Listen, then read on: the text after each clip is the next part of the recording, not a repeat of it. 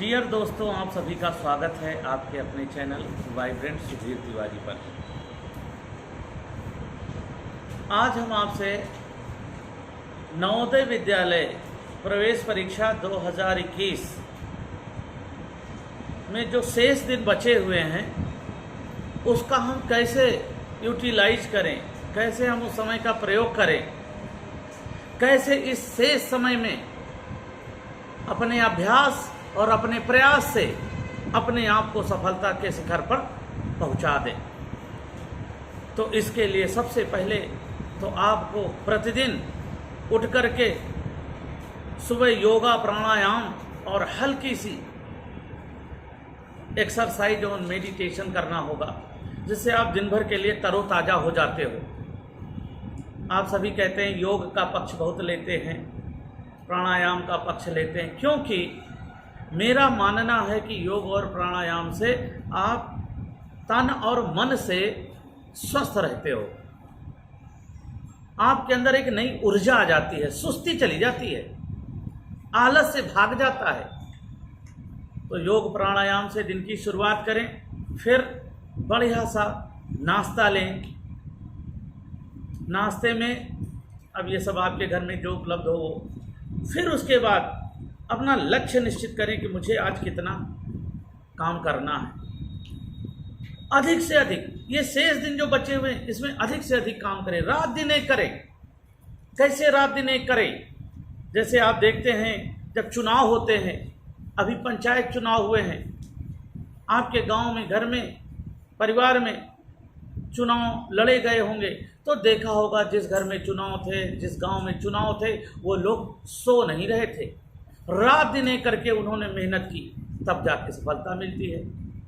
तो वैसे ही आपको भी रात दिन एक कर देना है 10 अगस्त तक, क्योंकि 10 अगस्त तक मेहनत करनी है, 11 को पेपर देने जाना है।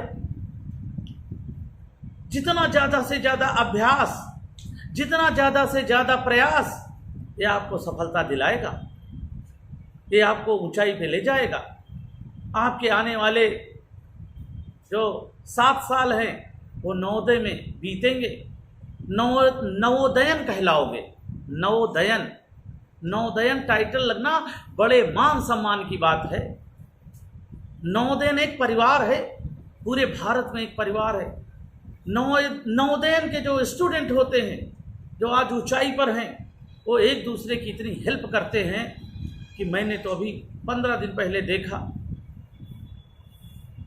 नवोदयन से पढ़कर के वो डॉक्टर बने और इतने बड़े डॉक्टर के प्रदेश के सबसे बड़े हॉस्पिटल में वो प्रोफेसर हैं। और जब देखा मेरा दोस्त बीमार है, तो उन्होंने दोस्त को जो है अच्छी तरह से दिखाया। तो मैं देखता हूँ कि नवोदय के अंदर अपने जो नवोदय के दोस्त हैं, भले ही दूसरे नवोदय से पढ़ के आए हों, बस उन्हें ये पता चल जाए अच्छा ये नवोदय के हो, आहा, बहुत लगाव होता है। ऐसा लगता है जैसे रिश्तेदारी हो गई हो, ऐसा लगता है भाई भाई हों। तो डियर फ्रेंड्स एंड स्टूडेंट्स, मैं यही कहना चाहूँगा कि रात और दिन एक कर देना। रीजनिंग का अभ्यास करो। कैसे करोगे रीजनिंग का अभ्यास? मैथ का अभ्यास कैसे करोगे? गद्यांश का अभ्यास कैसे करोगे? बहुत आसान है। आप 10 करो, चेक करो, 10 करो, चेक करो, नीति अपनाओ। 10 रीजनिंग की आप देख रहे हो कितने खंड होते हैं रीजनिंग में? 10 प्रकार की रीजनिंग आती हैं, 4-4 रीजनिंग होती हैं प्रत्येक खंड में। आप 10 करो, चेक करो, और जो उसमें गलत है उसको कैसे करोगे? उसको देखो ये गलती क्यों हुई, कैसे हुई, कैसे हुई, क्यों हुई, कैसे हुई। फिर उसके बाद आप देखोगे कठिन है, समझ में नहीं आ रहा, आप गलत हटाना शुरू कर दो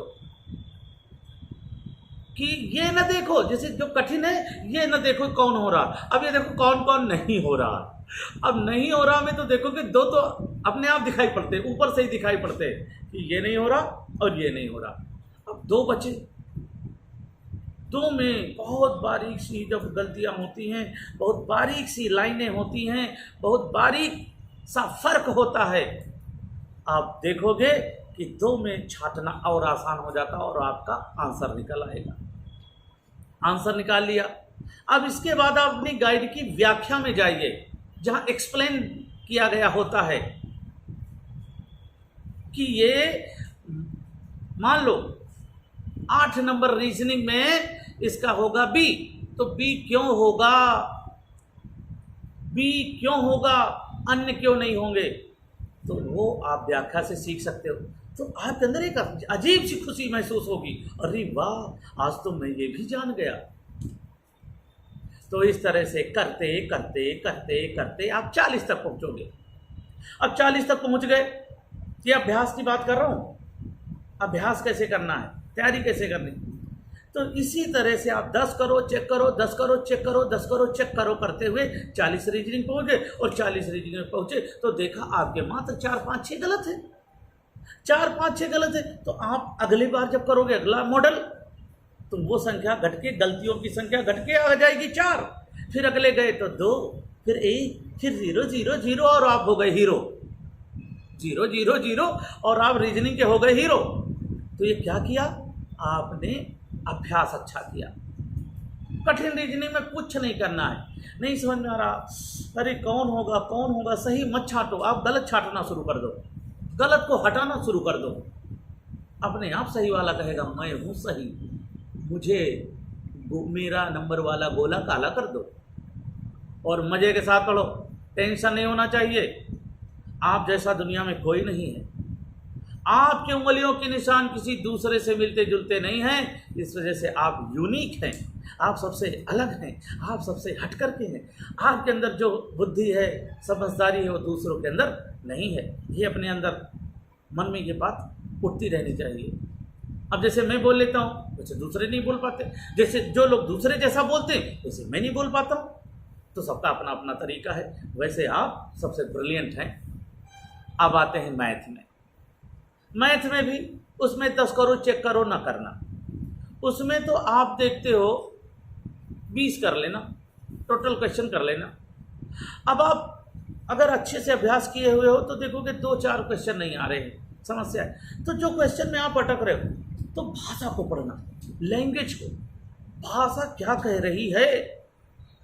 भाषा को जब पढ़ोगे तो समझ में आ जाएगा, ओहो ये है मैटर, इसमें पहले भाग करना है, फिर इसको गुणा करना है, फिर इसके बाद इसमें जोड़ना है।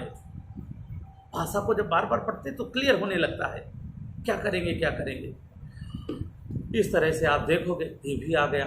और मान लो 1-2 क्वेश्चन नहीं आ रहे, तो आप क्या करो, मैं हूं ना, मैसेज करो, कमेंट्स में लिखो, मैं बताऊंगा।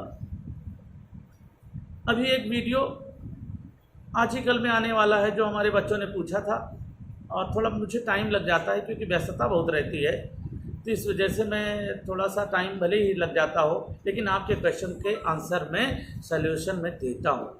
तो मैं हूँ, वो जो 1-2 क्वेश्चन नहीं आए व्हाट्सएप कर दो, कमेंट्स कर दो, मैं आपको आंसर दे दूँगा। और अगर मान लो नहीं आ रहा है तो यही एक तरीका है कि उसको छोड़ो, उसके चक्कर में मत पड़ो, आगे बढ़ो। फिर आगे बढ़े गद्यांश में, पैसेज में, अनुच्छेद में। अब अनुच्छेद में बहुत कठिन नहीं होता है। अनुच्छेद में बस खाली आपका ध्यान भंग नहीं होना चाहिए, ध्यान आपका अनुच्छेद पर होना चाहिए। कैसे? आप उसमें अनुच्छेद में जब आप पढ़ते हो तो आप देखते हो कि कभी कभी शब्दार्थ आ जाते हैं, कभी पर्यायवाची आ जाते हैं, कभी विलोम आ जाते हैं, कभी तद्भव तत्सम आ जाते हैं, क्रिया विशेषण आ जाते हैं। अब इसके लिए आपको पर्यायवाची पढ़ना है, विलोम पढ़ना है, अनेकार्थी पढ़ना है, समानार्थी पढ़ना है, अनेक शब्दों के लिए एक शब्द, मतलब इस तरह से आपको हिंदी की व्याकरण भी पढ़नी है। आपको ये देखना है विशेषण कौन है, क्रिया विशेषण कौन है, ये भी पढ़ना है। और फिर मेरे चैनल पे आप जाओगे तो शब्दार्थ भी दिए गए हैं, अच्छे अच्छे शब्दार्थ हैं, आप उनको भी देखो। शब्दार्थ भी आ गया, समानार्थी भी आ गया तो आप कर लोगे। और गद्यांश में आपको क्या करना है, आपको वही करना है। गद्यांश में एक चीज़ और होती है, चारों सही होते हैं। कभी कभी ऐसा प्रश्न आता है चारों ऑप्शन सही होते हैं, अब उसमें कैसे निकालोगे? चारों में क्या होता है, एक ऐसा होता है जो सबसे सही है, जो उन चारों में एक सबसे सही है, तीनों से एक सबसे सही है। ये पता करने के लिए केवल आपको मन से गद्यांश पढ़ना पड़ेगा, पूरे मन से पढ़ना पड़ेगा। आप छांटते जाओ, ये कम सही है, ये कम सही है, ये कम सही है, ये ज़्यादा सही है, यही होगा। फिर देख लो, अच्छा ये जो ज़्यादा सही, क्या इसका उल्लेख गद्यांश में दिया गया है कि नहीं दिया गया है?